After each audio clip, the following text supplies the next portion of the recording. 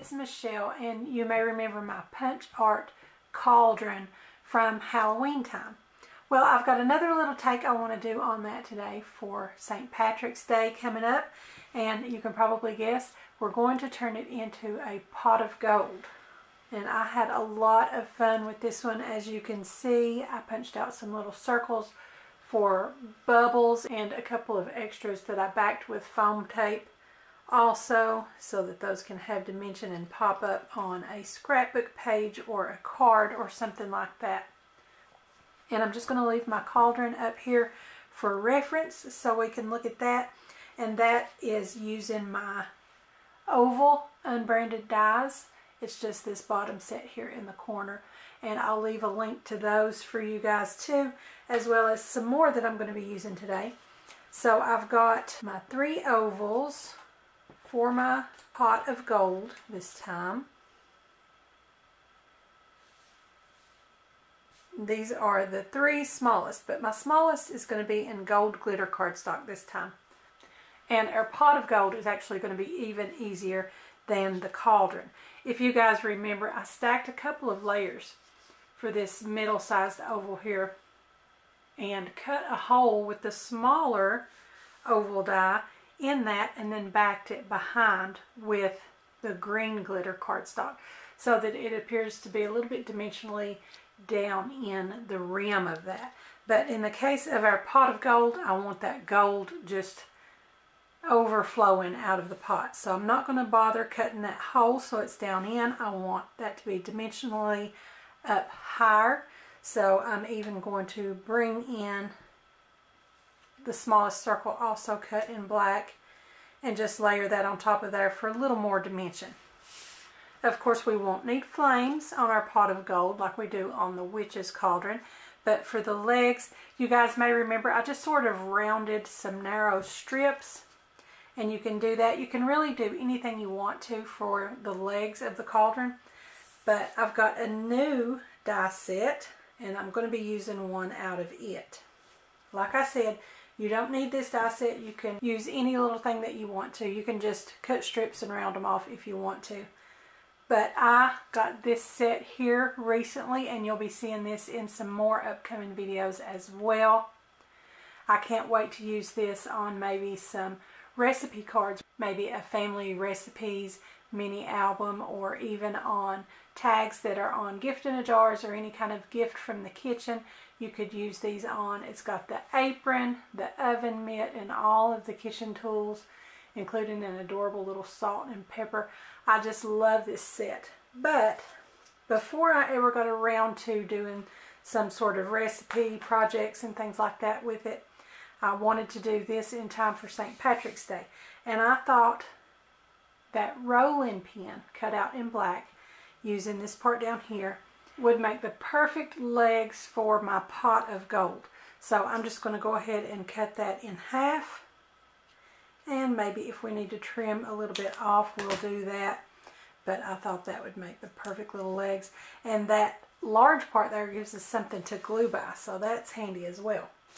And then, just in addition to these few pieces here, I'm going to be using some pretty pink Posh gold circle confetti. And I thought that looked just like gold coins.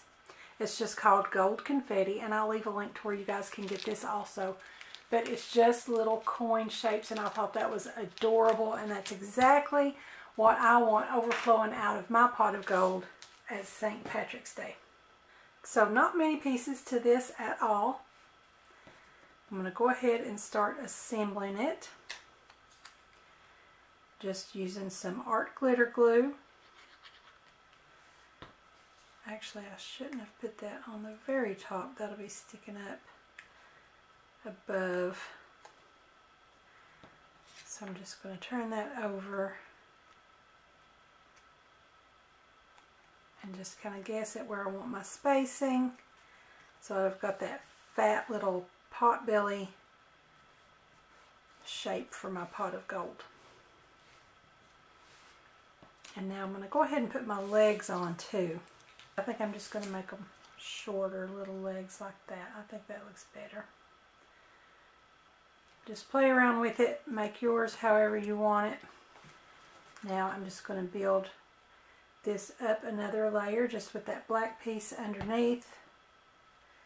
My gold glitter cardstock on top. And that just makes it a little thicker so that it stands up a little higher.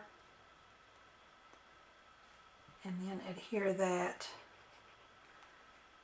onto the top of my pot of gold. Okay, now we can get our cauldron out of the way and just start adding some gold coins, and then just put some dots all around and put your little coins on there.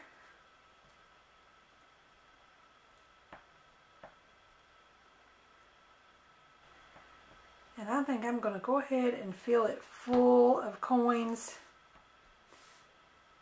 to where that you mostly see that and just barely a little bit of a glimpse of that glitter cardstock in the background. Our pot of gold just overflowing with gold coins. And I think that is so cute. So that's really all you need for your little pot of gold, but I thought we might decorate at the front of our pot here just to make it a little more St. Patrick's Day themed. So I'm just going to bring in some of my heart stickers here, and I'm going to make a little shamrock on the front. And I've got just a piece of greenery here that I've already cut off some leaves for another project. And I'm just going to cut off the little stem there. And before I stick anything down, I'm going to just kind of place it around loosely and make sure of the placement of my shamrock.